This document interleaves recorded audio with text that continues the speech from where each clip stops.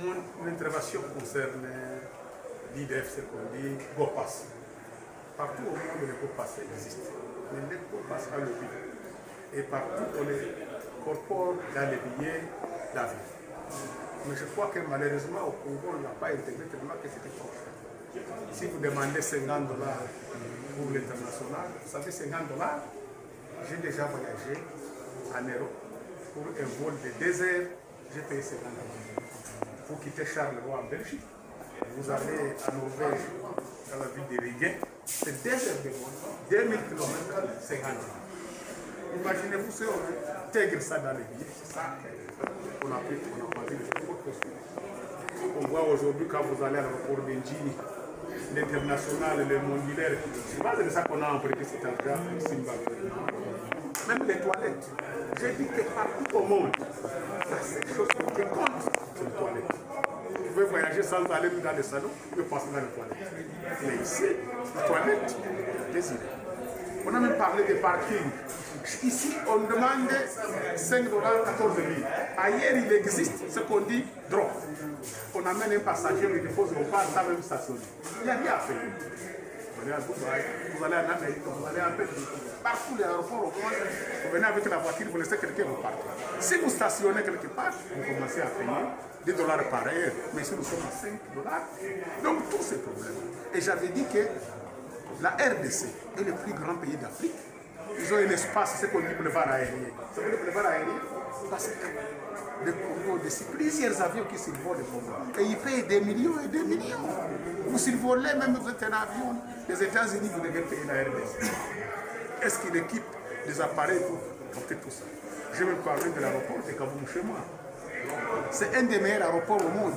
Un aéroport qui est à 3 km du parc national et patrimoine mondial Kaouz-Biega. Où il y a les gorilles, vous venez visiter, vous venez aux États-Unis, vous visitez.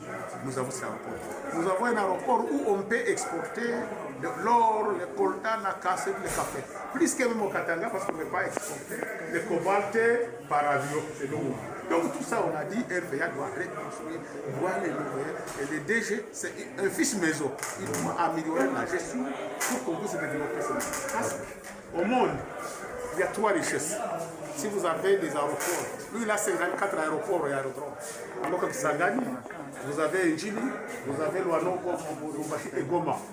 Et moi je dis que d'ailleurs c'est le Congo qui devrait avoir les hubs, c'est-à-dire les centres d'Afrique pour les avions plus qu'Éthiopie.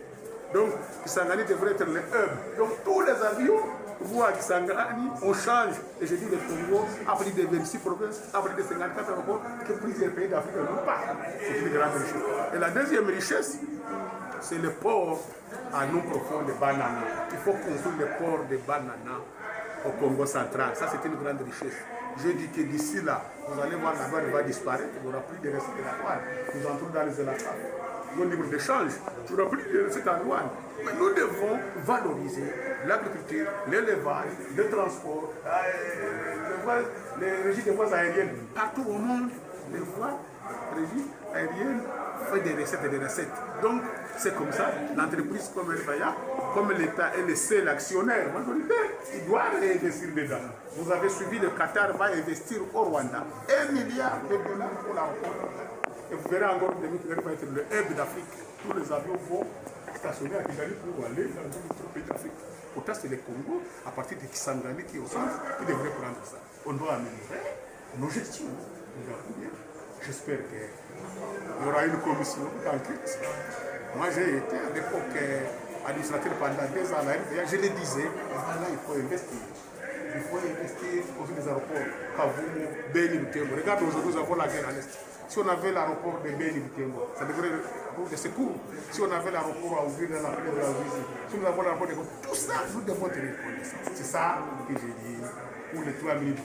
Il y a beaucoup, on va mettre ça sur le papier, donner à l'Assemblée nationale comme recommandation pour que la RDA puisse améliorer. Et on a parlé de Goma. Goma, Banana, Kitona, ce sont des aéroports qu'il faut les réhabiliter. Il faut les mettre à valeur. On a dit qu'il y a 16, mais on avait oublié cela aussi. Si les 54, les aérodromes, Chabunda, Mwenga, Baraka, Fizi, on doit avoir des aéroports partout pour que les Congolais voyagent librement. Nous avons un pays qui est un transport multimodal. Multimodal par train, par avion. Nous sommes le seul pays au monde pour l'atteindre, il faut l'avion. Nous avons dit à l'aéroport, nous n'avons pas même des chariots. Vous arrivez à l'aéroport d'Indjili, vous attendez le bagage pendant des heures. Celui qui quitte Dubaï arrive ici, vous attendez le bagage. Vous imaginez. Donc, tout ça, il faut améliorer. Qu'il y ait des tapis, vous êtes à l'immigration, le bagage vient vite. Vous terminez le format, votre bagage est là. Et j'ai dit au DG, il faut qu'il nous dise, il a combien de passagers par an. Tous les aéroports au monde, ici, il dit, nous avons 10 millions de passagers par an. 20 millions, c'est ça l'objectif. Si nous avons 10 millions de passagers, 100 millions de passagers, nous aurons en moyenne $50 de go pass et $10, $30. Par an, nous aurons 30 millions. Nous avons 30 millions par an. 10 ans, on aurait dû avoir 700 millions. On peut faire 3 à 4 aéroports, chaque 3 à 4 à 5 ans. C'est ça, c'est c'est bien ma proposition. C'est bien. Mimi nasema kama maaeroporo zetu inapaswa zijengwe. Aeroporo zetu ziko za mingi Mkongo, bako na aeroporo makumi 54. Mu makumi 54 muko karibu 16 zenyewe bia nasema ziko viable za kutumikisha. Na mwazile 16 kunakuwa karibu aeroporo 5 ndio za international. Njoo Lubumbashi, njoo Kinshasa mwenyewe, Goma, Kisangani na Mbuji-Mayi. Lakini sasa magumu yinyiko, ile taxi wanalipanga watu haiko inafanya kazi yake. Walifanyaga iko mingi, bangalisema iko limite, walifanya miaka sawa ngapi, lakini inaendelea na hakuna counterparty yake. Inaleta shida ile inapandisha bei. Niliwaambia wale mama fasi nyingine wanatiaga ile taxi, wanaincorporate mtike. Mtike ilikuwa mingi, makompani zimekatana. Pia nini? $50 kwa international. Nilienda Bulaya, nilitoka Charleroi ni Belgique kwenda Norvège lige ni karibu $50 ile wanasemaga low cost. RVA kwa $50 go pass ikishindikana.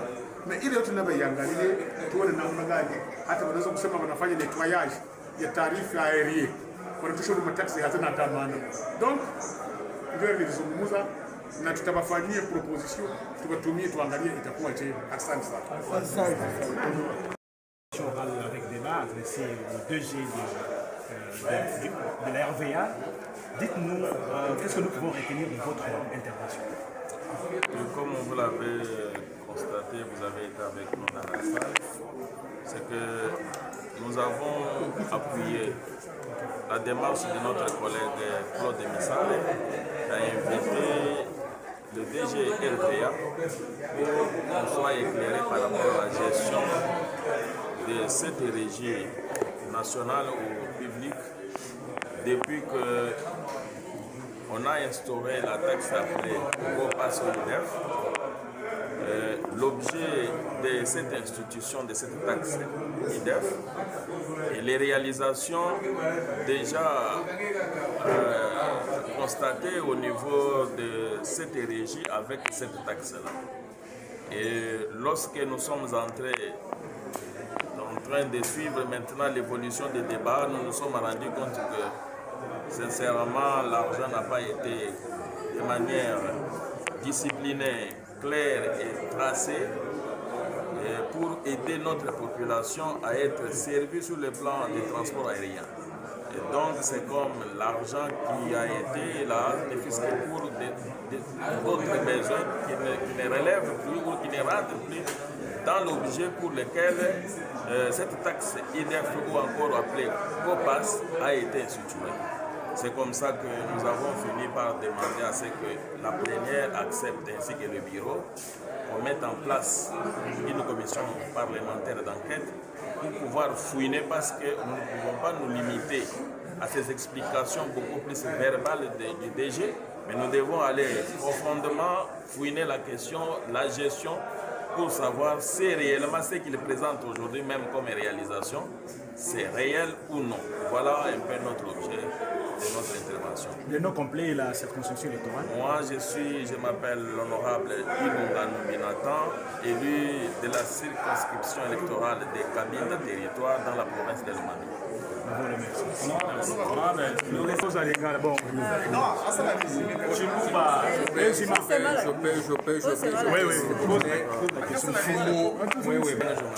tu passes à l'école pour voir intervention au Kadi Koukabine. le munganda shika politique ngati wafu kuri amune kakwine chalo chande kato chikasa chiri momo chake ne katolika kadi bali pakutele shoko bali mo kwata ko bishi ni kanyinga kabonye ni kubanga ni disakila dabo mwina mulonda wetu kwa de misalo mutubesha chikondo kwetu kwananyi tukono mshizo wa kwakula ni kwakwela bina kwetu Parce ba kusungula bwananyi baheta koku manda muna kunko kwidi badela bitanyela di façon udi makalenga tumikala abajere anya tujere de tumina bonso lokongolo mwela ari bitanyela chita di chagopas chidimwe kala munka chimadiambula kacha ba chiteka muchalo ne kachina ni mudi mwene udi chensa byalo byonso bikala ni manyano nyaba mina yakusombela ya bantu nashimina nkumbuka bibi kala bikomba na mushindo mudiko bakula mukutawo hatu anga chirigwa kubalesha nanyi bintu bidi byense bidi bikebwa nanyi tuenza lunketu twa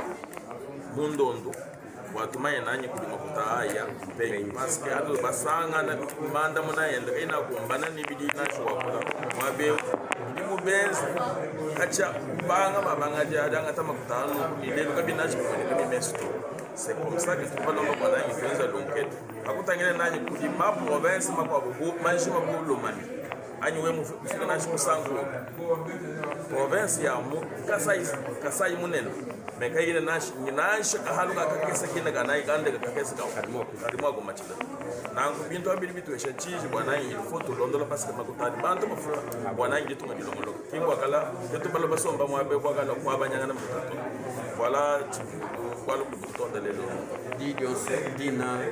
dina janyi mema honorable musungula yidonga numbi nata wa mutoro wa kabinda province wa Lomami. Le maintien du DG ou le départ du DG résoudrait les problèmes. Moi, je crois que le président de la République a toujours dit que nous ne pouvons pas rester dans un pays des impunis ou dans un pays où il y a impunité qui doit prendre l'ascenseur. Donc, quelque part, piner quelqu'un ou piner quelqu'un, c'est une solution aussi pour quelque chose. Mais bon, moi, je ne dis pas ça parce que je ne suis pas auteur de la question. Et il est vrai que les efforts que fait le président de la République pour la mobilisation des ressources, je crois que les entreprises aussi doivent les montrer clairement. Vous avez vu des montants et des montants, mais il n'y a pas de traçabilité. Donc, quelque part, je ne suis pas décideur de ça, mais c'est la plénière. C'est aux députés qui auraient soumis la question de voir un peu. Mais moi, particulièrement, j'ai posé, j'ai observé, j'ai pris seulement le document que le DG a produit et j'ai essayé de lire. Il y a eu des incohérences et puis j'ai soulevé ça. Merci beaucoup.